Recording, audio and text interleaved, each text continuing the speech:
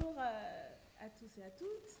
Merci beaucoup Rasmine Kechean et Cédric Durand d'avoir accepté notre invitation à cette audition, donc, qui se tient dans le cadre de la préparation de la niche parlementaire du groupe de la France Insoumise qui aura lieu en mars 2020. Et à cette occasion, nous présentons une proposition de résolution sur la transition écologique, une sorte de Green New Deal à la française.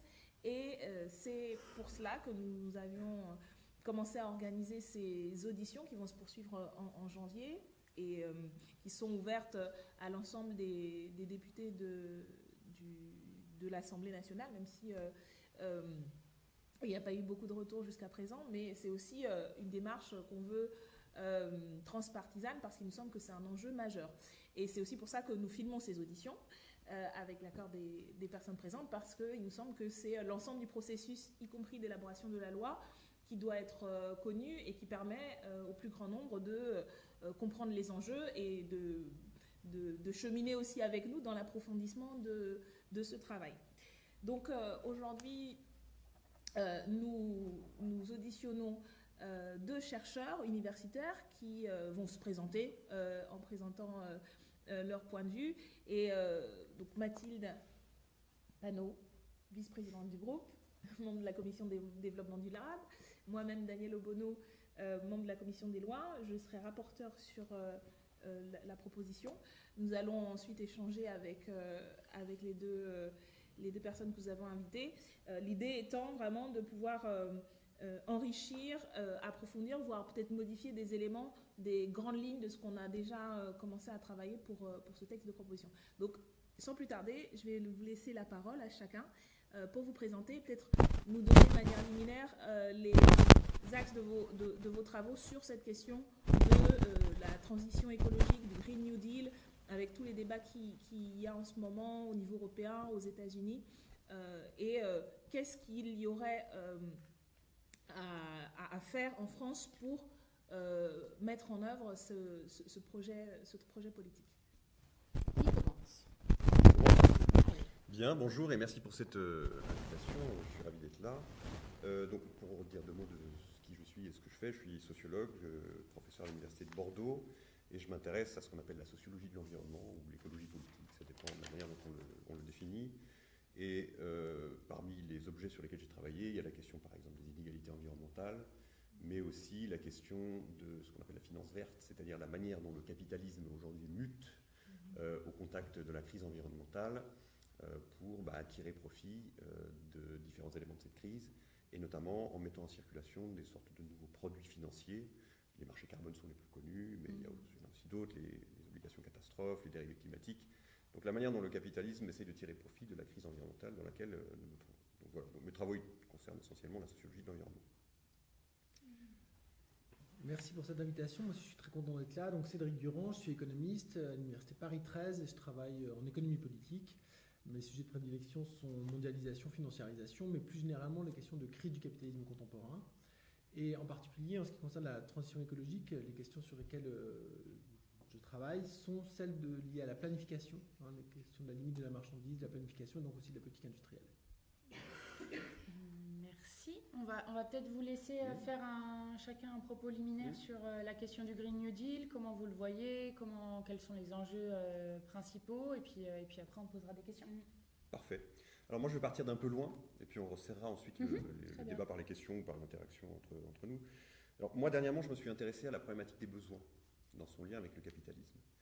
Et avec cette idée selon laquelle le propre du capitalisme, c'est de générer en permanence des besoins artificiels. Alors, pourquoi ? Fondamentalement, le capitalisme, si on brosse ça à grands traits, il a deux caractéristiques. La première, c'est que c'est un système productiviste.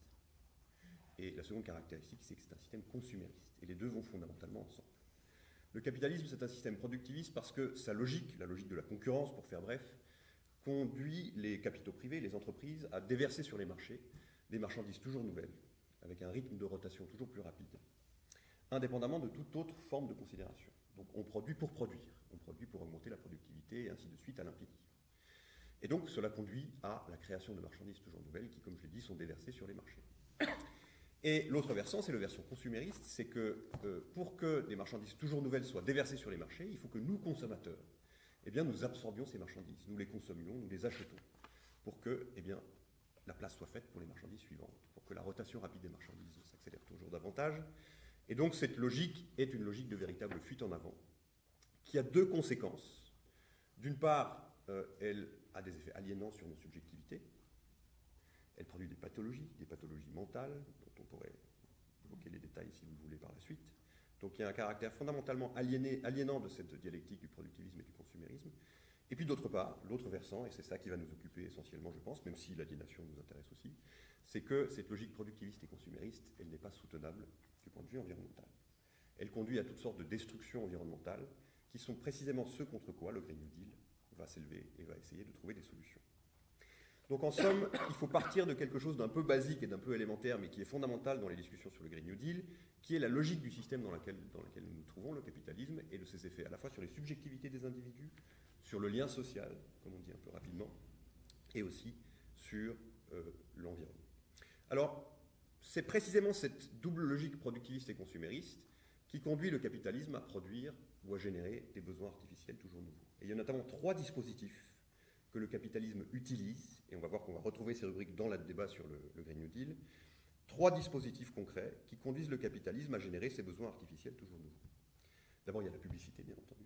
C'est un phénomène massif. En fait, si on s'intéresse à l'histoire du capitalisme, on s'aperçoit que le montant des dépenses publicitaires au cours de l'histoire ne fait qu'augmenter au fil des décennies et même des siècles. Okay. La publicité est un élément crucial dans la génération, dans la production de besoins artificiels. Et par conséquent, l'une des premières rubriques que moi je mettrai en avant dans le cadre de la discussion sur le Green New Deal, et ça rejoint d'autres débats que vous avez aussi par ailleurs, c'est la question de la limitation drastique de la publicité, si ce n'est de son abolition plus récente. Deuxième phénomène, deuxième dispositif pour la création de besoins artificiels, c'est la facilitation des conditions du crédit. Okay. La dette, quoi. La fabrique de l'homme endetté, comme dirait Maurizio Lazzarato, qui est un collègue philosophe. La fabrique de l'homme endetté, les gens s'endettent notamment pour pouvoir satisfaire des besoins matériels ou des besoins plus post-matérialistes, comme on dit. Mais c'est quelque chose, la facilitation des conditions du crédit, qui est absolument centrale dans le fonctionnement du système capitaliste, et en particulier sous sa version financiarisée. Et puis, troisième élément dont il est beaucoup question récemment, qui est peut-être moins important, mais qui stratégiquement me semble-t-il très important, c'est l'obsolescence programmée. Okay. Le capitalisme, dans son versant productiviste, a intérêt à raccourcir le cycle de vie des marchandises, à les rendre par conséquent non durables, de sorte, comme je le disais tout à l'heure, à accélérer en permanence la vitesse de rotation, de mise sur le marché des marchandises. Donc là, c'est à grands traits une espèce de portrait de ce qu'est le capitalisme contemporain. Le Green New Deal, c'est fondamentalement une solution ou une alternative à ce système productiviste et consumériste. Donc là, il y a déjà plusieurs rubriques que j'ai évoquées, mais qu'on pourra détailler par la suite. La question de la publicité et de la création de besoins artificiels par ce biais est fondamentale. La question de la finance, du crédit, de l'endettement est une question cruciale que Cédric abordera beaucoup mieux que moi. La question de l'obsolescence, elle renvoie à un sujet, à mon avis, tout à fait crucial et qu'il faut absolument inclure dans le Green New Deal, même si ça n'est pas forcément dans sa version nord-américaine, c'est comment produire des objets durables. Comment produire des objets qui échappent justement au cycle de vie court de la marchandise capitaliste. Et alors là, il y a toutes sortes d'associations qui travaillent sur ces sujets-là. Une mesure qui est souvent invoquée et qui à mon avis, mérite d'être incluse aussi, c'est l'extension de la garantie.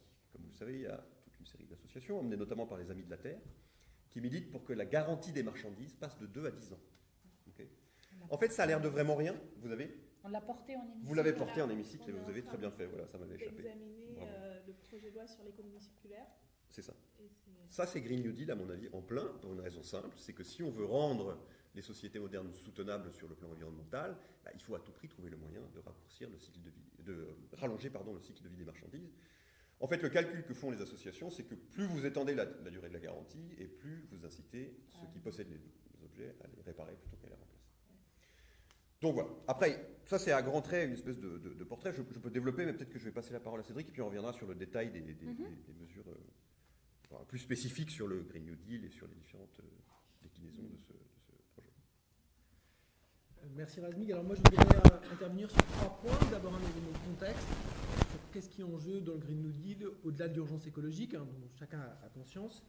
D'autre part, j'aimerais revenir sur les dispositifs qui sont au cœur de la proposition américaine, ce qui fait son originalité et ce qui fait qu'elle a finalement une force systémique au-delà de chacun de ses composants. Et puis troisièmement, j'aurais peut-être un tout petit peu détaillé la question de l'industrie, parce que c'est quelque chose qui tient à cœur à beaucoup d'acteurs, à juste titre, et en même temps qui semble un peu difficile à saisir dans le contexte de la transition écologique. Alors sur la question du contexte général, à mon sens, non seulement le contexte dans lequel on se trouve est celui d'une crise écologique qui s'intensifie et dont le sentiment qui s'accompagne d'un sentiment d'urgence qui va sans cesse croissant, c'est effectivement très important, mais également d'une crise du néolibéralisme plus large. On est vraiment, les années 2010 sont comme les années 1970 ou les années 1940, des moments charnières dans l'organisation du capitalisme. Et alors on le voit avec des manifestations monstrueuses que sont par exemple Trump ou Johnson aujourd'hui, mais c'est quelque chose de différent de ce qui était l'enthousiasme néolibéral de la fin de l'histoire des années 1990. Et ça signifie qu'on arrive aussi à la fin d'une solution politique qui était la solution politique de ce que Amable et Palombarini ont appelé le bloc bourgeois, c'est-à-dire une position centriste qui était capable d'agréger finalement des éléments partiels du bloc de droite et du bloc de gauche traditionnel, en particulier dans les cadres des couches intermédiaires urbaines, et puis une partie évidemment des élites économiques traditionnellement adossées à la droite, dans un projet modernisateur et en faveur de la mondialisation. Ça arrive à son épuisement. Pourquoi ? Parce que la crise financière, parce que l'absence de retour à la croissance et parce que la crise écologique. Et la solution... Oui. Juste pour rebondir, parce que je viens de prendre sur ce qu'on appelle le bloc bourgeois. En gros, il y a eu la période où il y avait Fordiste, etc., gauche-droite, et puis il y a cette période de fin des années 90, la fin de l'histoire, selon Fukuyama, où en gros... Fukushima, c'est une autre fin d'histoire. C'est une autre catastrophe. Mais Fukuyama, c'était déjà pas mal catastrophique. En gros, les années 2000, et donc tout cette espèce de centre-gauche, centre-droit, ça va de la période Clinton aux États-Unis jusqu'à la grande coalition en Allemagne, quoi. En gros, pour dire... Voilà, le bloc bourgeois, donc c'est un concept que j'emprunte à Amable et Palombarini, Bruno Amable et Stefano Palombarini. Ils ont écrit un petit livre là-dessus pour expliquer finalement le contexte de l'émergence d'Emmanuel Macron. Et leur analyse à très grands traits, de façon très schématique, c'est la chose suivante, c'est qu'après-guerre, il y avait deux blocs traditionnels, un bloc de gauche et un bloc de droite. Le bloc de droite, c'était la petite bourgeoisie, les indépendants associés au grand pouvoir économique. Le bloc de gauche, c'était le monde ouvrier et la fonction publique, en gros. Et ces deux blocs se sont cassés avec la mondialisation, le néolibéralisme, et ont essayé de se reconstituer en une nouvelle solution qui unifie des bouts du bloc de droite traditionnel et des bouts du bloc de gauche, qui est finalement cette tentative de bloc bourgeois. Et Macron, ce ni droite ni gauche, ou en même temps droite et gauche, c'est exactement l'incarnation de ça, mais c'est un projet qui, d'après eux, est voué à l'échec, puis d'après ce qui se passe ces jours-ci dans la rue, ça semble confirmer leur diagnostic, parce que c'est structurellement minoritaire dans le pays.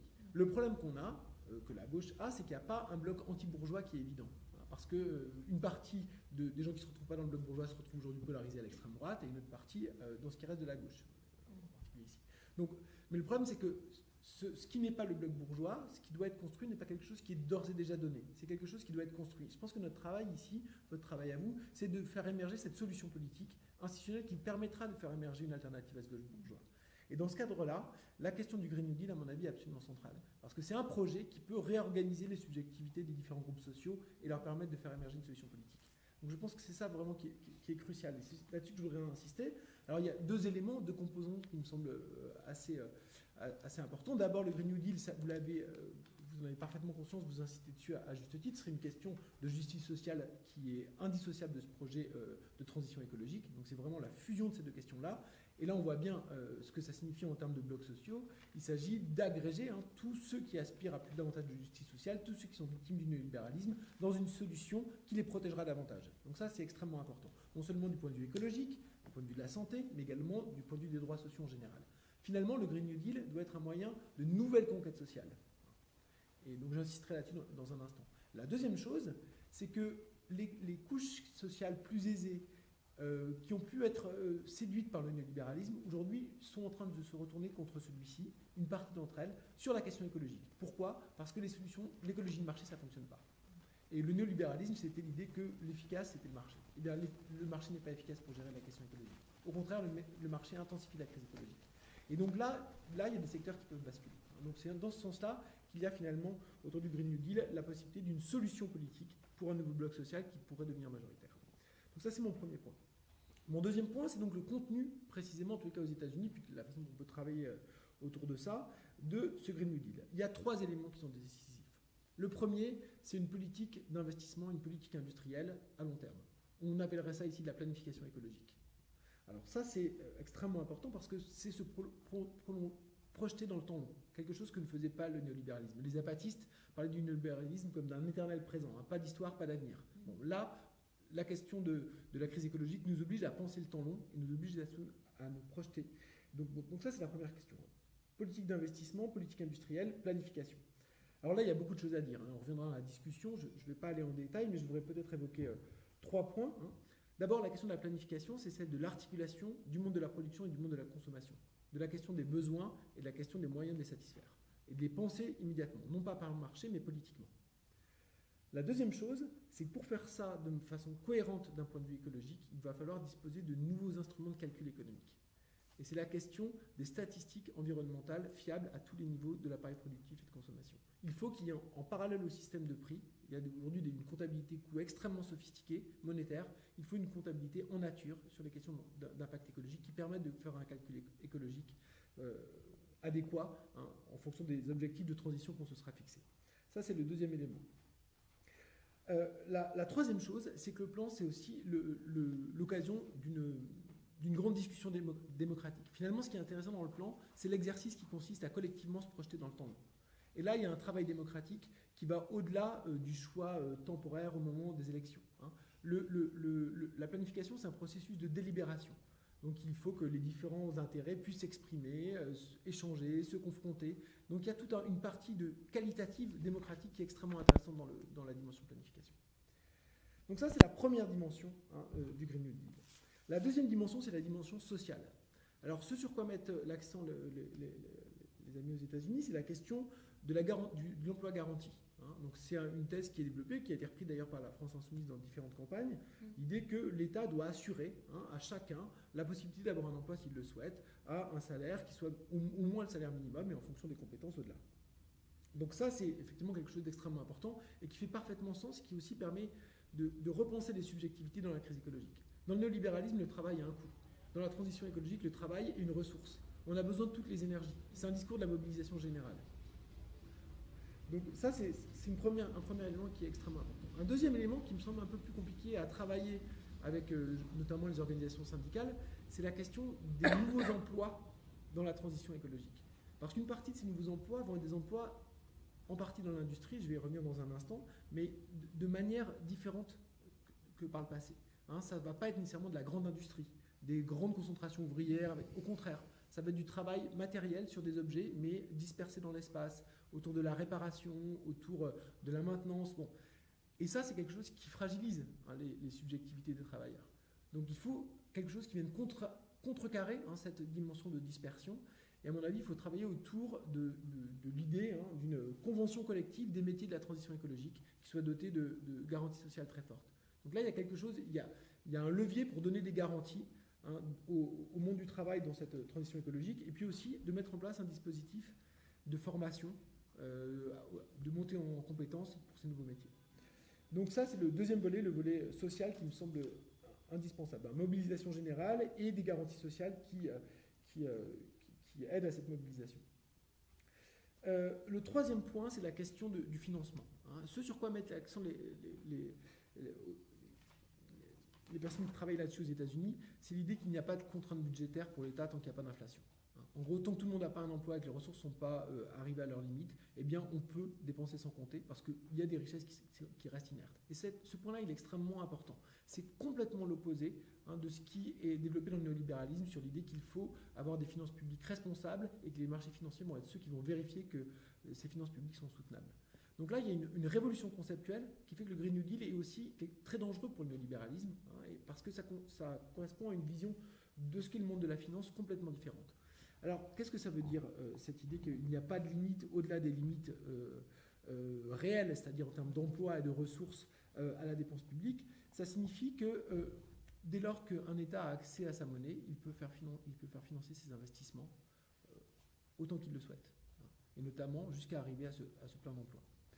En Europe, ça pose la question du rapport à la Banque Centrale Européenne, évidemment, qui est très compliqué. Mais c'est quelque chose qui me semble, sur lequel il faut absolument travailler. On ne peut pas penser sérieusement cette question. Par exemple, Pascal Canfin dit, on doit avoir une réflexion sur la soutenabilité. Il y a deux soutenabilités, il y a la soutenabilité environnementale et la soutenabilité financière. Non, ça ne va pas. Hein. Évidemment que la soutenabilité financière, elle est subordonnée à la soutenabilité environnementale. Et en fait, la soutenabilité financière, elle ne se pose pas bien dès lors que c'est les marchés financiers qui en sont juges. Il s'agit de renverser la hiérarchie, voir comment des instruments financiers, principalement dirigés par la puissance publique, peuvent être mis au service de ce projet de transition. Donc voilà pour le troisième aspect. Ça ne veut pas dire qu'on ne va pas avoir des mécanismes. Si, en gros, ce que vous dites, c'est qu'on peut faire de l'inflation, c'est-à-dire la fameuse image de la planche à billets et de financer des emplois, mais on doit aussi, on a des mécanismes qui doivent exister pour se protéger des marchés, etc. C'est pas juste. Ce que je veux dire, c'est que ça s'inscrit dans une politique économique globale qui n'est pas juste la politique économique pour la transition. Oui. Comment ça se. Oui, c'est-à-dire c'est les conditions de possibilité. Pourquoi c'est important d'insister là-dessus? C'est pour dire qu'il n'y a pas un mur budgétaire aujourd'hui qui interdit d'engager la transition écologique, comme on peut l'entendre, comme Pascal Canfin le laisse entendre. Il y a cette limite budgétaire. En fait, c'est pas le cas. Je vais vous donner un exemple très concret que vous connaissez sans doute. La Banque Centrale Européenne aujourd'hui investit massivement sur les marchés financiers pour soutenir la stabilité financière. C'est de l'ordre de 30 milliards d'euros chaque mois. C'était 80 milliards au plus fort du quantitative easing. C'est un effort qui est absolument considérable. Il faut marcher la planche à billets. Voilà, donc c'est une forme de création monétaire qui est destinée à la stabilité financière. Ouais. Eh bien, on peut tout à fait développer cette création monétaire en finançant des investissements réels en direction, ou des emplois en direction de la transition écologique. Hein, donc voilà, ça c'est simplement pour insister sur l'idée qu'il n'y aura pas de Green New Deal s'il n'y a pas de remise en cause de la souveraineté, de la sanction financière sur la viabilité des politiques publiques. Donc ça veut dire quoi? Ça veut dire contrôle des capitaux, hein, et ça veut dire remobilisation d'un système de crédit public autour d'une banque publique d'investissement. Il en existe déjà, mais il s'agit de leur donner un nouveau statut, davantage d'ampleur. Donc ça, c'est donc pour ma deuxième grande partie, les différents composants du Green New Deal. Je voudrais juste conclure, et je vais être très rapide, sur la question de la politique industrielle, parce qu'il me semble qu'il y a quelque chose à inventer là. L'industrie, on associe ça à des grandes unités et à la production. Je pense que ce qu'il s'agit d'inventer au XXIe siècle, c'est une industrie qui soit une industrie du soin des objets, du soin du matériel. Hein, donc Razmig a évoqué tout à l'heure la question de l'obsolescence programmée. Il s'agit non seulement de penser des objets durables, mais aussi de penser l'entretien, le soin apporté aux objets dans la longue durée. Alors ça signifie plusieurs choses. Ça signifie qu'il va falloir avoir de nouvelles filières, que les filières industrielles ne sont plus seulement des filières de production, mais vous en avez discuté récemment autour de la question de l'économie circulaire. Hein. C'est l'idée non seulement l'ensemble du cycle de vie des objets, mais c'est aussi leur allongement de leur durée d'usage. Donc ça, c'est un élément qui est extrêmement important. La deuxième chose, c'est la relocalisation. C'est que si on veut rendre les objets durables, il faut les inscrire dans un écosystème qui est capable de les soutenir. Et donc là, il y a une logique de relocalisation qui est importante. Et la troisième chose, c'est les conditions internationales de possibilité d'un tel projet. Parce qu'on sait aujourd'hui que l'industrie est extrêmement fragmentée à l'échelle internationale, avec des complémentarités très fortes. Et donc ça, c'est une donnée qu'il faut évidemment prendre en compte, regarder au cas par cas en fonction des objets, mais c'est aussi un horizon qui, sans doute, va être dépassé. Le pic de cette fragmentation internationale des processus productifs a été atteint. Elle ne progresse plus depuis maintenant presque une dizaine d'années. Mais se pose quand même une question, si on va vers davantage de relocalisation, c'est comment mettre en place un échange qui soit solidaire vis-à-vis des pays du Sud. Puisque fermer les marchés, c'est quelque chose qui, à juste titre, va être perçu pour des travailleurs dans différents secteurs comme un acte hostile. Et donc là, je pense qu'il faut engager une réflexion importante. Et à mon avis, la clé de la réflexion, c'est effectivement favoriser cette relocalisation pour des raisons extrêmement légitimes de soutenabilité écologique et sociale, mais en même temps, donner accès aux pays du Sud aux connaissances liées à ces nouvelles productions industrielles. Donc en gros, c'est revenir brutalement en arrière sur les mesures de fermeture de la propriété intellectuelle qui ont été développées au cours de ces dernières décennies. Donc il y a un échange, si vous voulez, protectionnisme solidaire et écologique contre libéralisation de la connaissance et accès aux connaissances industrielles. Donc là, il y a quelque chose qui peut être pensé sur le plan international vis-à-vis des pays en développement.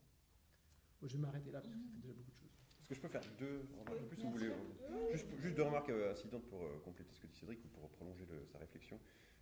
D'abord, dans les débats qui entourent le Green New Deal aux quatre coins du monde, c'est essentiellement la question de l'atténuation du changement climatique qui est centrale. Donc tout ce dont on a parlé jusqu'à présent et tout ce dont on parle Ocasio-Cortez ou d'autres personnes, c'est la manière de faire évoluer l'appareil productif en général pour mettre en place des mesures d'atténuation du changement climatique. À supposer même que tout ça soit mis en place dès demain matin et que les mesures qui s'imposent soient prises, comme on le sait, le changement climatique il est déjà là. Autrement dit, ces effets se font ressentir notamment sur les classes populaires dès à présent. C'est quelque chose qui sera déjà là, même si les mesures sont prises. Et par conséquent, il est, à mon avis, extrêmement important de compléter le volet atténuation du Green New Deal par un volet qui serait pour le coup une spécificité d'une autre, parce que c'est relativement peu présent dans les débats aux quatre coins du monde, comme je l'ai dit, un volet qui porte sur l'adaptation au changement climatique. Qu'est-ce que c'est une adaptation juste ? Peut-être qu'adaptation n'est d'ailleurs pas le terme le plus adéquat, mais enfin parlons de ça parce que tout le monde utilise ce terme.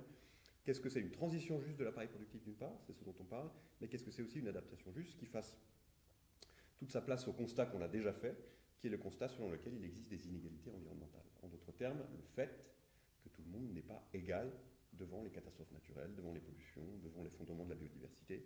Et donc il faut véritablement inclure un volet sur l'adaptation dans nos réflexions sur le Green New Deal. Ça c'est absolument crucial et bon là je pense que beaucoup de choses sont à inventer parce qu'encore une fois il y a relativement peu de choses me semble-t-il dans les Green New Deal différents proposés ailleurs.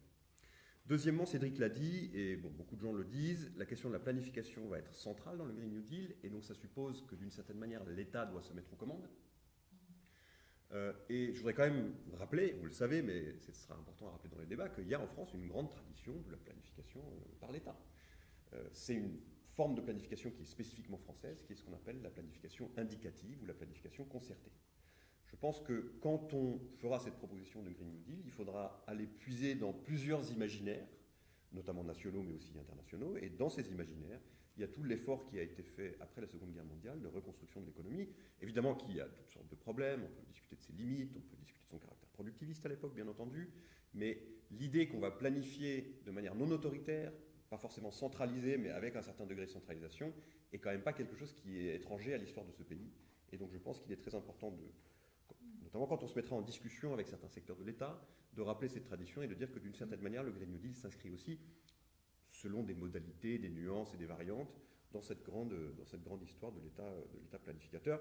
Une planification à la fois écologique et une planification démocratique. Il n'est pas question évidemment de planifier de manière bureaucratique et autoritaire dans le contexte du Green New Deal. Voilà.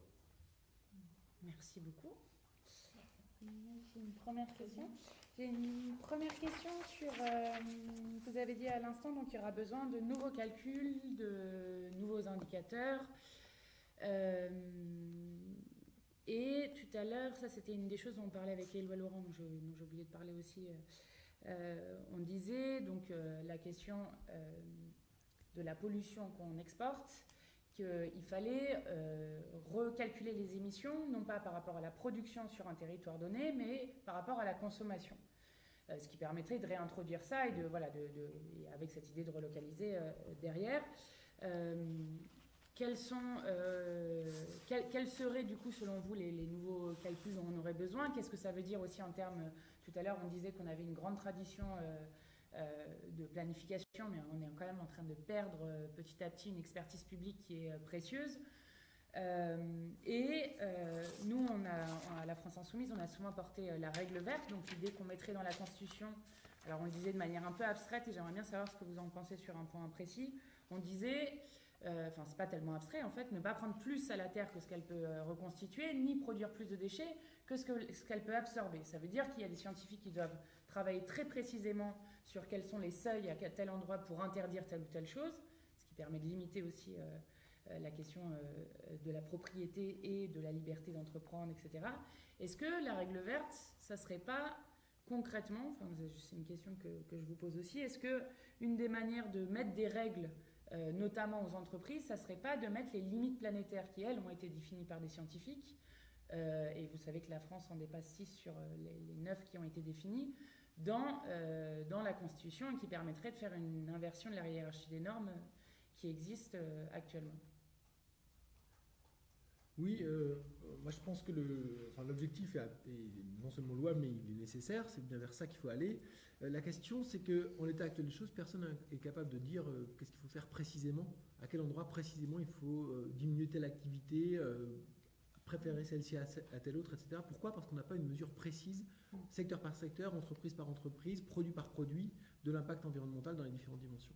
C'est pour ça que j'ai insisté tout à l'heure sur l'idée qu'il faut un nouvel appareil statistique. Il faut que l'INSEE ait une branche dédiée à la comptabilité écologique dans ses différentes dimensions. Hein, pas seulement la question de l'énergie, des émissions de gaz à effet de serre, mais y compris l'empreinte par exemple, il y a quelque chose qu'on calcule très mal, hein, c'est l'importance des routes et de l'entretien des routes. Ben, les routes, quand on fait une route, non seulement il y a le coût écologique de la route, mais il y a le coût dans le temps long de l'entretien de celle-ci, qui est un coût tout à fait significatif en termes d'extrait de gravier, de choses comme ça. Il y a des gens qui travaillent là-dessus, mais tout ça n'est pas du tout mesuré de façon systématique.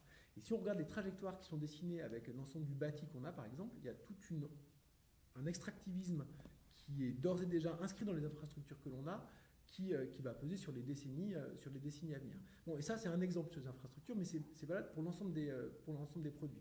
Donc il faut avoir des moyens de connaître ça. Et pour l'instant, personne n'est capable de le savoir parce qu'il n'y a pas un outil statistique adéquat. Et tant qu'on n'aura pas ça, on sera bien en peine d'être capable de définir précisément quels sont comment on va faire pour respecter la règle verte. Alors ça ne veut pas dire qu'on ne peut rien faire pour l'instant. Il y a des choses, on sait qu'elles sont nocives, on peut mettre des réglementations, mais on n'aura pas cette vision-là tant qu'on n'aura pas un appareil statistique qui sera un peu avancé.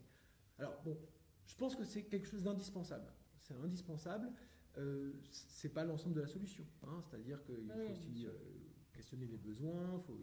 Mais tant qu'il n'y a pas ces choses-là, on ne pourra pas atteindre les objectifs d'une règle verte. D'autre part, je pense que c'est aussi indispensable pour avoir un débat démocratique. Comment on fait pour décider quels besoins sont légitimes ou pas si on n'arrive pas à savoir précisément du point de vue écologique quelles sont leurs connaissances, leurs conséquences.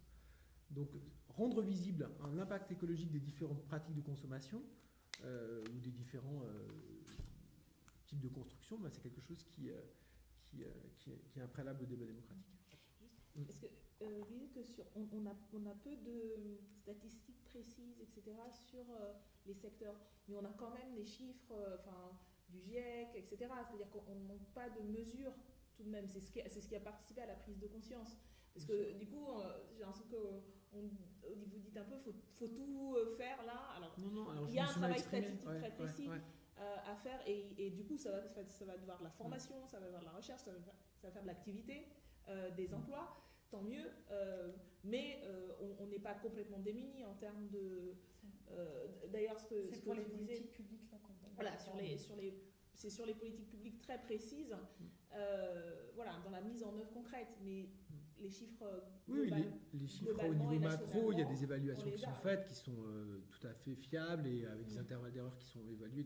Je ne mets pas du tout en cause ce travail, évidemment, heureusement que c'est là, c'est très important. Mais ce n'est pas la même chose d'avoir ce point de vue macro et éventuellement désagréger secteur par secteur que d'avoir une comptabilité dont peuvent se saisir les acteurs lorsqu'ils prennent leurs décisions et sur laquelle peuvent jouer les politiques publiques. C'est là que ces dimensions-là. Je dis un mot là-dessus. En fait, en plus de l'appareil statistique, je suis entièrement d'accord avec ce que vient de dire Cédric, je pense qu'il y a une autre disposition qui répond au même problème, qui est le problème de savoir comment on transforme la connaissance en politique publique, ou comment on fait interagir connaissance et politique publique. C'est un thème dont vous allez probablement parler en janvier, si j'ai bien compris, c'est l'Assemblée du futur de Dominique Bourg. En fait, l'Assemblée du futur de Dominique Bourg, c'est à mon avis un point de départ dans la discussion sur la politisation du Green New Deal qui est incontournable. Ce n'est pas le seul, mais c'est vraiment une proposition extrêmement intéressante.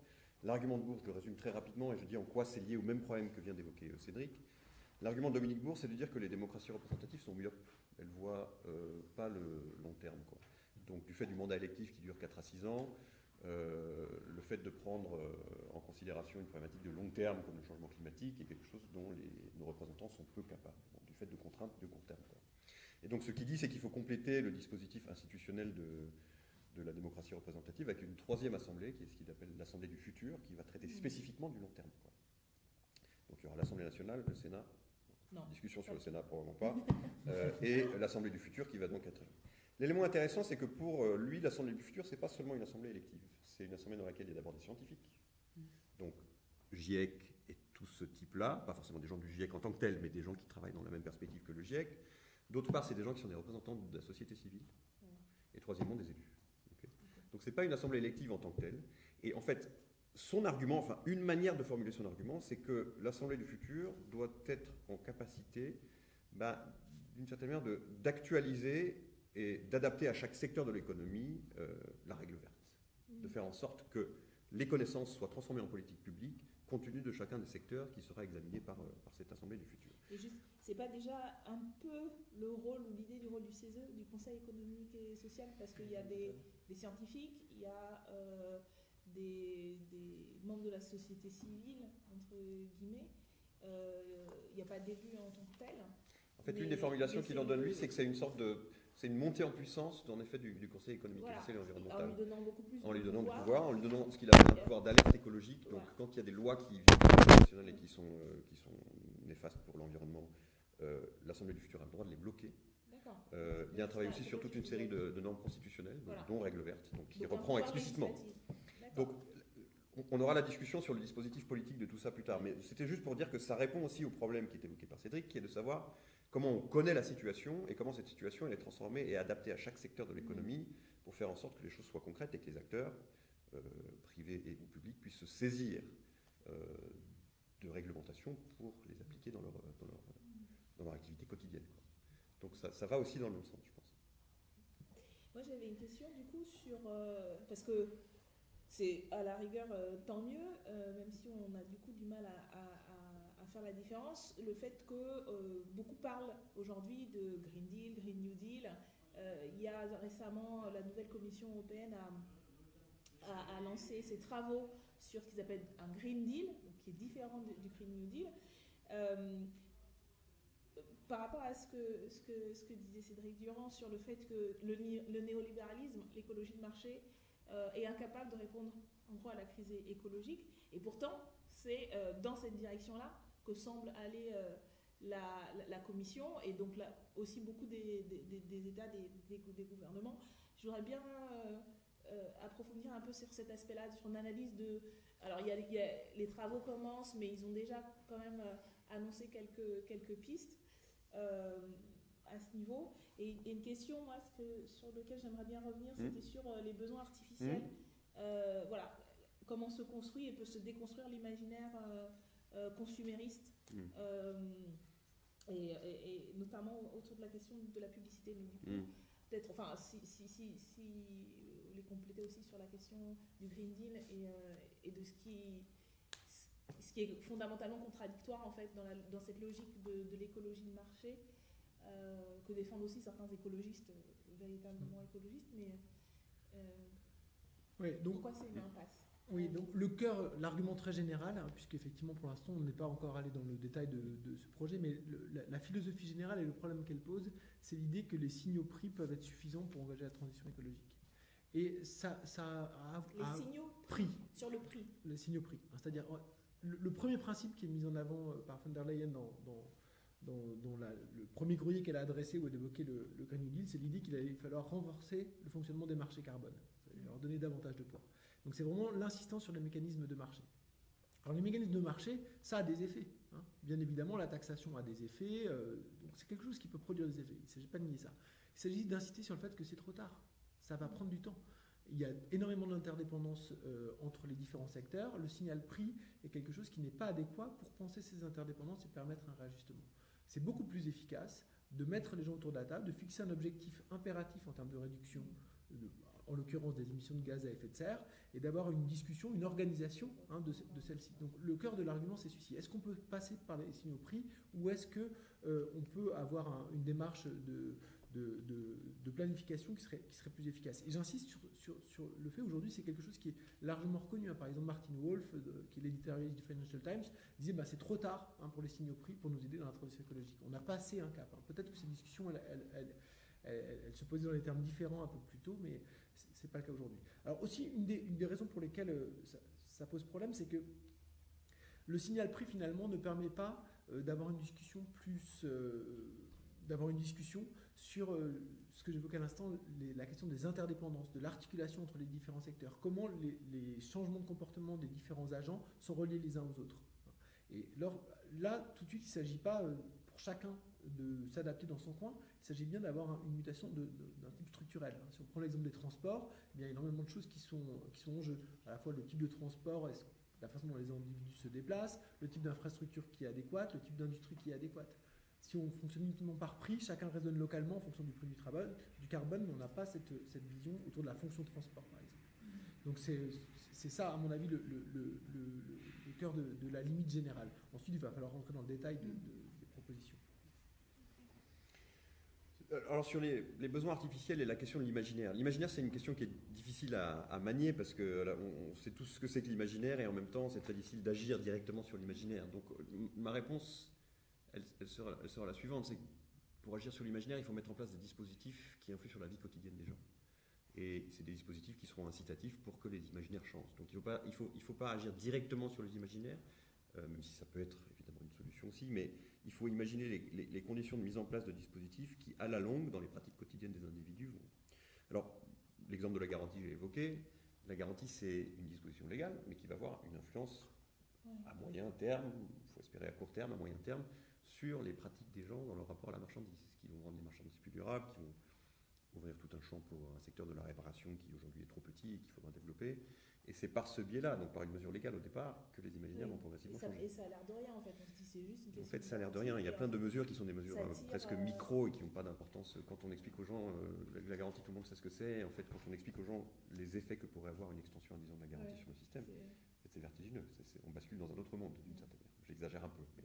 Parce que ça oblige les producteurs à avoir des... Rétroactivement, ça les oblige à mettre en place des matériaux de qualité et par conséquent à sortir de la civilisation du jetable. En fait, c'est tout simplement ça. La civilisation du jetable, si on étend la garantie à 10 ans, elle est plus tenable du point de vue économique. Enfin, autre exemple évoqué par Cédric, c'est le prix d'usage. Donc, le prix d'une voiture quand vous l'achetez, c'est le prix de la voiture, de ses composants, etc. Mais ça ne vous dit pas tout ce que la voiture va vous coûter pendant la durée de sa vie. En termes d'essence, en termes de réparation, en termes d'assurance, évidemment, pour les voitures, ça coûte beaucoup d'argent. Et donc, l'effort de mettre en place un prix d'usage et de le rendre obligatoire, aujourd'hui, ça existe dans la loi Hamon 2016, mais ce n'est pas obligatoire, c'est de faire en sorte que le consommateur, au moment où il achète sa marchandise, il se rende compte de ce qu'il achète en termes de coût, non seulement au moment où il achète, mais sur toute la durée du cycle de vie. Donc il y aurait 2 étiquettes, quoi. Prix de vente et exactement. Prix d'usage. Et ça, c'est un truc très concrètement dans l'aliment. Exactement, il faudrait même. Et donc en fait, la transition du prix au prix d'usage, c'est la transition de la valeur d'échange à la valeur d'usage, d'une certaine manière. Et le genre d'argumentation que vous avez eu avec Éloi Laurent tout à l'heure, j'imagine, allait dans ce sens-là. Et enfin, encore une fois, c'est pas ça qui va nous faire basculer dans quelque chose de complètement différent, mais c'est une mesure qui, combinée avec d'autres, progressivement, nous feront transitionner vers un après-capitalisme, à mon avis. Le prix d'usage, c'est absolument crucial. Et encore une fois, ça a à voir avec l'imaginaire.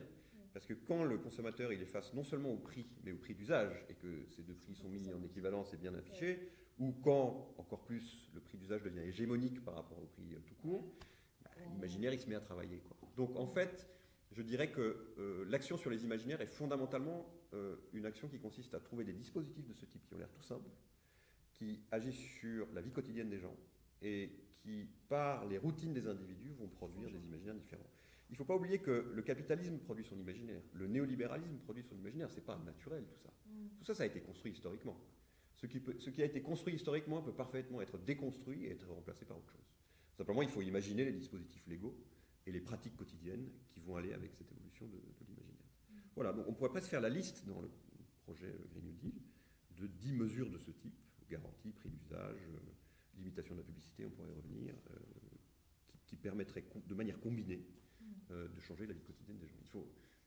Il y a un marxiste des années 40-50 qui a vécu jusqu'aux années 90, si je me souviens bien, qui s'appelle Henri Lefebvre, et qui parlait d'une critique de la vie quotidienne. Je pense que c'est vraiment ça notre objectif, c'est de mettre en place une critique de la vie quotidienne basée sur des dispositifs concrets, quoi. Pas seulement de la théorie, bien sûr, même si ça compte, des choses concrètes et collectivement évaluables. Et du coup, je trouve que ce qui est intéressant aussi, si on continue la question sur l'imaginaire, c'est justement ce que ça projette le Green New Deal, ou quelle que soit la manière dont on l'appelle.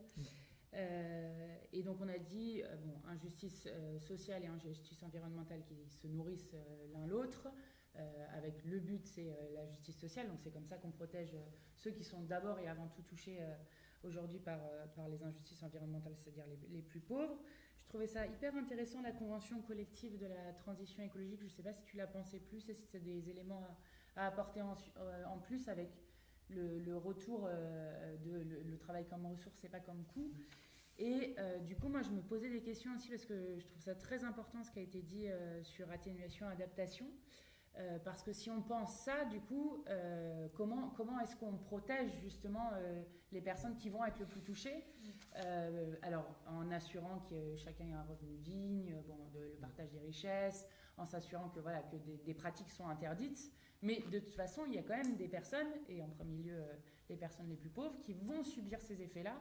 Et qu'est-ce que ça pourrait être justement les effets de protection sur ces populations et comment collectivement on pense ça. Je trouve ça. Je ne sais pas si tu as des éléments là aussi en plus à nous donner. Alors, la question de l'adaptation au changement climatique et qu'est-ce qu'une adaptation juste, c'est une question qui doit concerner en fait tous les secteurs de la vie sociale. Il y a par exemple tout un enjeu que moi je ne connais pas du tout, mais qui pourrait être intégré sur c'est quoi un dispositif de sécurité civile d'aide en cas de catastrophe qui soit plus juste, qui ait davantage de moyens que celui qu'on a aujourd'hui.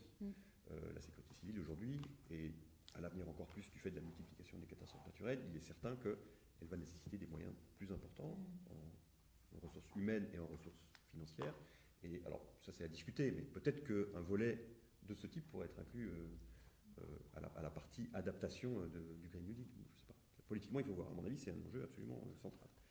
Il y a un autre enjeu sur lequel moi je travaille personnellement dans mes recherches, et là aussi il faut voir si on l'inclut ou pas, c'est la question de l'assurance des catastrophes naturelles. Il y a en France un régime d'assurance qui a été mis en place tout au début du premier septennat Mitterrand, qui est ce qu'on appelle le régime CatNat, le régime catastrophe naturelle, qui est un régime d'indemnisation des catastrophes naturelles, qui est en gros une sorte de partenariat public-privé. Et c'est un système qui est en voie d'être réformé, mais on ne sait pas exactement dans quel sens. Il y a eu des annonces faites par le gouvernement Macron au moment où il est arrivé en 2017. C'est un sujet qu'il faudra suivre. En tout cas, je ne vais pas développer là, on pourra y revenir si vous le voulez. Il est absolument essentiel que les systèmes de dédommagement et d'assurance des catastrophes naturelles, dans le contexte d'un nombre de catastrophes naturelles de plus en plus important, de plus en plus sévères, de plus en plus destructeurs, en vie humaine et aussi en bâtiment, en biens matériels, etc., il est essentiel que ces systèmes assurantiels soient le plus justes possible, notamment parce que ça a un effet sur l'état d'esprit des populations vis-à-vis de l'objectif de transition écologique. Si les gens ont l'impression que à chaque fois qu'une catastrophe naturelle survient, que quand ce sont des riches qui sont affectés, ils sont secourus, ils sont dédommagés, et que quand les classes populaires sont affectées, les assureurs traînent, les sécurités civiles n'ont pas les moyens, etc., ça sera désastreux du point de vue politique et du point de vue de notre capacité à entraîner les gens, la grande majorité des citoyens, dans ces objectifs de transition écologique.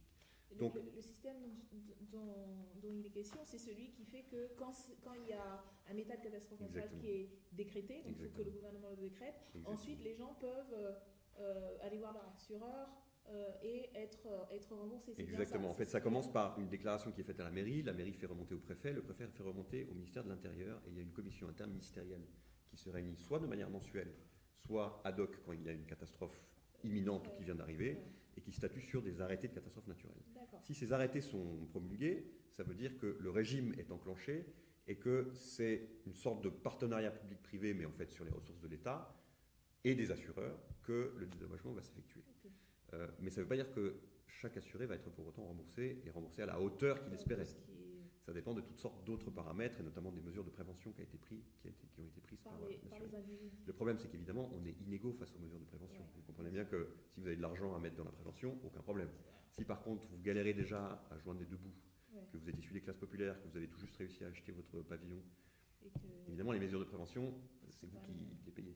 Et donc, des mesures d'égalité pour renforcer ce système et faire en sorte que les gens aient l'impression d'être pris en considération et que ce soit vraiment une sorte de promotion de l'égalité face aux catastrophes naturelles qui soient faites dans ce système, ça, à mon avis, ça rentre pleinement dans le Green New Deal. Parce que c'est les conditions d'une adaptation au changement climatique, inévitable encore une fois. Cette adaptation, elle sera inévitable, même si on prend les mesures de notre temps. Une adaptation juste. Ça, on pourra en reparler dans le détail. J'ai des kilomètres de données à vous donner. Parce qu'en plus, sur les assurances, là, ça va venir bientôt, en fait. Il y a eu un rapport sénatorial. Et puis, il y a à l'Assemblée nationale une commission ou sous-commission, je ne sais pas comment elle s'appelle, assurance, où j'ai vérifié, il n'y a pas de membre de la France insoumise. Hélas, mais vous êtes peu nombreux, je sais. Et donc, il est important d'y mettre son nez parce que c'est des enjeux essentiels pour la transition. Et juste convention collective Oui, l'idée c'est que la politique industrielle de transition écologique, c'est pas seulement une politique industrielle en termes d'investissement, en termes de fiscalité, en termes de règles du commerce. C'est que c'est aussi la façon dont le travail va s'investir dans cette question de transition écologique. Et comment le travail s'investit à un niveau un peu agrégé dans ces questions-là, c'est la construction d'un secteur. Un secteur, c'est quoi? Un secteur, c'est des compétences, c'est des formations et c'est des droits sociaux. Et aujourd'hui, ça n'existe pas, ce secteur de la transition écologique. Alors ça va devenir de plus en plus important. Et il est essentiel de le construire pour défendre les travailleurs qui vont être amenés à s'investir dedans, mais c'est aussi pour que des carrières puissent imaginer, que les gens puissent, on parlait d'imaginaire tout à l'heure, c'est construire un secteur, c'est aussi construire des carrières, construire la façon dont on va s'insérer dans la vie professionnelle. Et donc, la question des conventions collectives, c'est non seulement celle de la protection des travailleurs, mais c'est aussi celle de la mobilisation du travail au service de ces métiers-là dont on va avoir de plus en plus besoin. Il y a l'idée aussi que c'est à la fois spécifique à un secteur, mais transversal, c'est-à-dire qu'il faut adapter aussi tous les emplois, en fait, à la nouvelle économie, et y compris la formation. Oui, alors tu as absolument raison, hein, il y a quelque chose de transversal dans la transition écologique, et donc ça c'est absolument juste partout dans les secteurs, il faudra prendre ça en compte. Mais néanmoins, il va y avoir des choses spécifiques qui vont émerger, des nouveaux métiers. On parlait tout à l'heure de tout ce qui avait été en lien avec la réparation. On sait par exemple que dans le bâtiment, un des enjeux importants, c'est la question d'isolation. Donc là, c'est beaucoup de boulot en très peu de temps qu'il faudrait mettre en place. Eh bien, il s'agit de donner des garanties à ces métiers spécifiques qui émergent avec cette urgence écologique. Il faut qu'il y ait un statut social des travailleurs de l'urgence écologique, pour le formuler autrement. Et on inclurait par exemple l'agriculture paysanne là-dedans? Je pense que ça, je pense que c'est des discussions à avoir. Quels sont les contours de ce secteur-là? Quels sont les contours des métiers qui bénéficieront de ce statut-là? C'est quelque chose qui doit être discuté, réfléchi, négocié avec les différents partenaires. Mais ce qui est à mon avis très important, c'est d'apporter à la fois la garantie au monde du travail que cette transition ne va pas être associée à des pertes de droits, et aussi en positif, quelque chose qui soit mobilisateur pour qu'on ait envie de faire carrière dans ces métiers-là.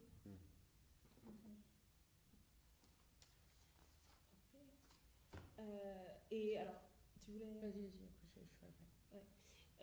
Alors, je ne sais pas si vous êtes suffisamment fait des discussions au niveau européen pour le savoir, mais nous, un des arguments qu'on nous oppose souvent sur le fait de prendre des initiatives au niveau national, c'est le niveau européen, en disant que il faut attendre les directives et il faut d'abord se mettre d'accord au niveau européen avant de le faire en France. Qu'est-ce que vous... Alors, il se trouve que dernièrement, le Parlement a voté une résolution aussi sur l'état d'urgence climatique, qui n'est pas contraignant. Il lance des travaux. Voilà. Qu'est-ce qui, de la poule de l'œuf, arrive avant, l'UE ou le niveau national? Est-ce que vous pensez que c'est un argument qui tient la route? Enfin, nous, on le fait quand même, mais... Non, c'est un argument qui est très fort et qui a été terrible pour la gauche. On l'a vu avec, par exemple, ce qui s'est passé en Grèce. C'est la même logique. C'est-à-dire que l'urgence sociale ou l'urgence écologique, à un moment donné, elle rentre en contradiction avec des règles, notamment les règles du fonctionnement du marché unique. Et donc, dans le cas si on a des mesures de politique industrielle très fortes sur les questions de transition écologique, ça viendrait fausser le marché et donc ça serait vulnérable à des attaques par la Direction générale de la concurrence, comme une politique d'annulation des dettes pouvait mettre en conflit le gouvernement de Tsipras avec les autorités européennes. Donc, voilà, le débat là, il est entièrement politique. C'est-à-dire que soit, comme une partie de la gauche, ce qui prime, c'est l'engagement européen. Et dans ce cas-là, effectivement, il y a une forme d'attentisme vis-à-vis du fait d'obtenir des avancées au niveau européen. Et la bataille se mène principalement là. À mon avis, cette voie, elle nous a déjà fait reculer beaucoup sur la question sociale. Depuis le gouvernement socialiste dans les années 80 jusqu'à Tsipras, il y a une longue histoire des reculs sociaux au nom de l'intégration européenne. Je pense que ce serait dramatique de répéter la même chose du point de vue écologique. C'est-à-dire qu'il faut toujours, à mon sens, il faut toujours avoir une démarche internationaliste, c'est-à-dire de proposition, de coopération, d'aller vers l'avant. Il faut avoir cette idée-là, mais il ne faut pas attendre les solutions européennes. Il faut avancer dès qu'on le peut. Et d'où l'intérêt, je réfléchis aussi, d'où l'intérêt de créer une alliance, un bloc social, écologique dans le pays pour pouvoir avoir aussi la légitimité. Bien sûr, bien sûr. C'est ça qui donne le rapport de force au niveau européen. Ouais. Alors, on pourrait imaginer une situation qui soit plus celle-ci, c'est-à-dire si les questions écologiques étaient intégrées de manière différente au niveau européen et avaient une sorte de prééminence, par exemple, par rapport à la réglementation sur la concurrence, là, je pense que le débat serait différent. Parce qu'effectivement, on aurait une forme de garantie que les batailles menées au niveau européen s'imposeraient aux différents autres champs. Ce n'est pas le cas aujourd'hui. C'est loin d'être le cas aujourd'hui. Donc, oui, juste pour suivre sur la question du bloc social et écologique, je pense qu'il y a aussi toute une dimension construction de coalition autour du Green New Deal. Moi, je crois beaucoup au rôle potentiel, disons, on verra si ça s'avère vrai, des associations de consommateurs. Je pense que par la consommation, on arrive à politiser des secteurs de la population qu'on n'arrivera pas nécessairement pour toutes sortes de raisons à atteindre par des enjeux, disons, plus syndicaux ou en posant directement la question de la production, et passer par une sorte de dialogue, y compris critique, avec ce qui existe en termes d'associations de consommateurs, c'est à mon avis une option à explorer. Les associations de consommateurs, ça a une longue histoire d'une part. D'autre part, c'est des associations qui sont présentes sur tout le territoire. L'UFC Que Choisir, c'est par exemple 150 sections locales, quoi. Donc c'est des militants, c'est aussi des experts, c'est des gens qui sont en prise avec des enjeux comme le cycle de vie de la marchandise, qu'on évoquait tout à l'heure.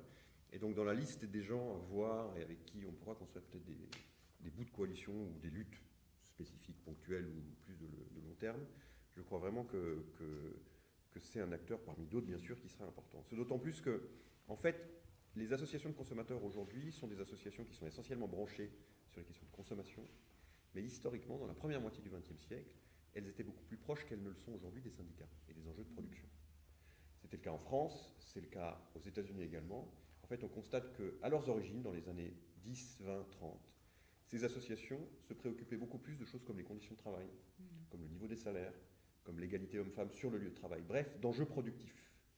Évidemment, elles ne consacraient pas l'essentiel de leur temps à ça, mais le lien était beaucoup plus étroit avec les syndicats.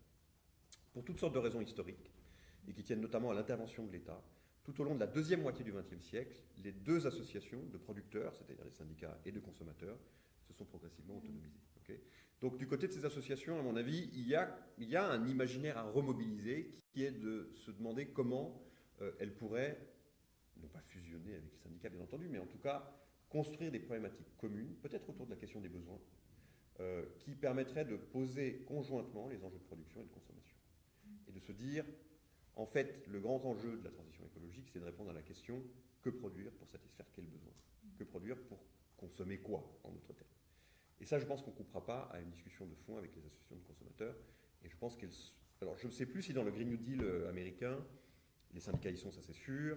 Il y a toutes sortes d'associations de base qui sont présentes. Je ne sais plus si les associations de consommateurs y sont, mais ce n'est pas du tout exclu, en tout cas pour certaines d'entre elles. Et je pense que dans le bloc social que vous évoquez, là, il faut absolument les prendre en compte.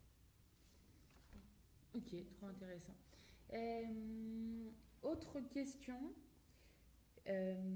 Pour faire une bifurcation, une transition du modèle économique à ce point-là, de toute façon, il y aura besoin d'une mobilisation populaire. Ça, c'est ce dont on a commencé déjà à parler tout à l'heure.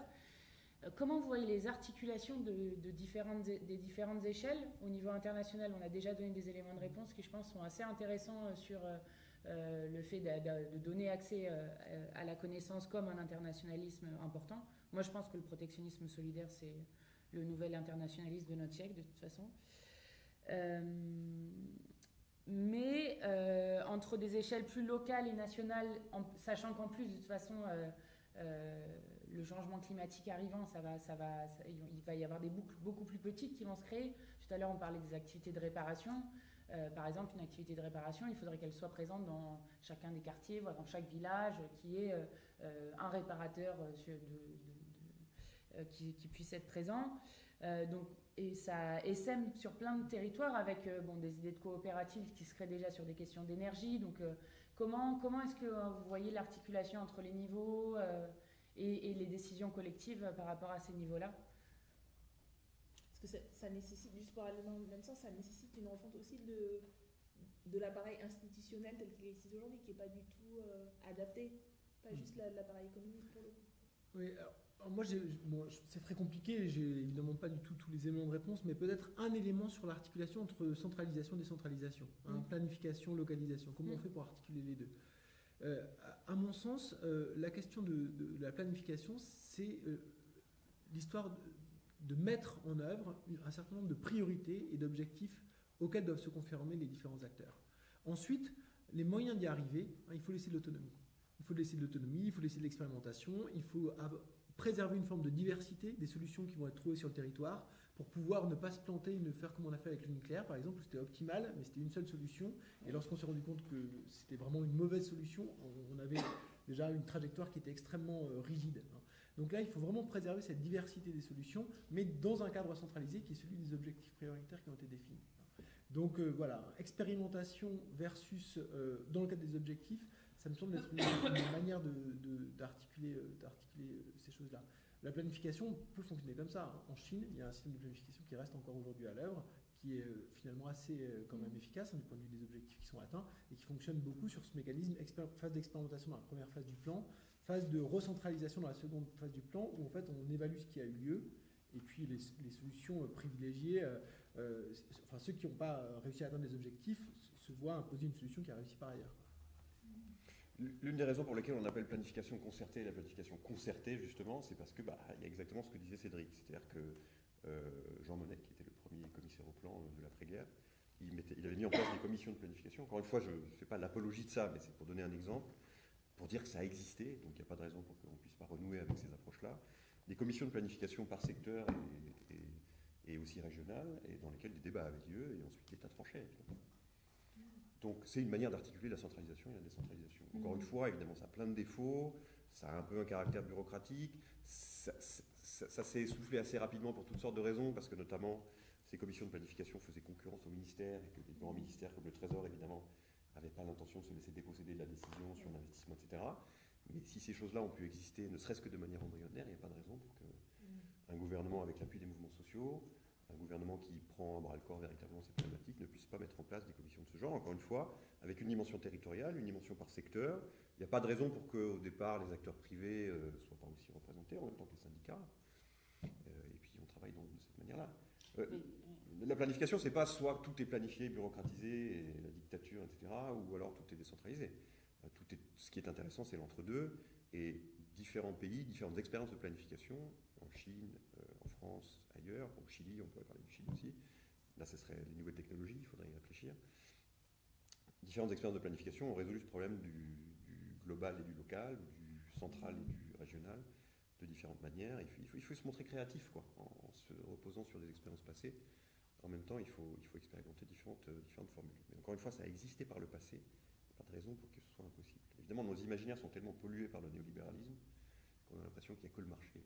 C'est très récent, hein, le néolibéralisme. Oui, un autre exemple sur la question du financement public de l'emploi en dernier ressort, cette idée qu'il y a un emploi garanti. Une des manières, enfin il y a énormément de dispositifs qui peuvent aller dans le sens d'une telle politique, mais une des manières d'articuler centralisation et décentralisation, c'est d'avoir des financements qui sont dédiés à la transition écologique et qui sont ouverts à proposition. Donc, c'est-à-dire que des associations, des collectivités locales font des demandes d'emploi sur la base d'un support, enfin de financement d'emploi sur la base d'un support, d'un projet, d'une fonction, et ils obtiennent un financement central pour mettre en œuvre localement ce projet qu'ils ont créé localement, qui n'a pas été imposé par en haut, qui a été imaginé, qui a été identifié comme un besoin localement. Donc voilà, ça peut être aussi un des leviers pour articuler ces deux niveaux. Et puis on parlait de l'Assemblée du futur de Dominique Bourg tout à l'heure. Nous, on avait quelque chose, mais ce serait intéressant de confronter ces deux. Nous, dans le programme, on avait mis quelque chose autour d'un haut commissaire à la planification écologique, justement qui soit indépendant de Bercy, qui ne soit pas sous ces pressions-là, aussi comme une manière de répondre à ces problèmes d'arbitrage qui sont faits justement sur des choses de court terme. Tout ça, ça voudrait qu'on pense comment... Il ne faut pas sous-estimer le fait, si je peux me permettre, indépendant de Bercy, ça veut dire qu'il y a des rapports de force qui vont être... qu'il va falloir gérer. Avec l'idée que le haut-commissaire, il a la priorité, en fait. Tout passe par Bercy dans ce pays. Donc disons, l'idée qu'on va s'autonomiser de Bercy... Donc ça, mais évidemment, c'est un objectif tout à fait louable, aucun doute. Ok, Bon, là encore, ça a été le cas. Hein. Dans la période d'après-guerre, il y avait une forme de soumission des mécanismes bancaires et financiers et du crédit aux objectifs qui étaient ceux de la reconstruction.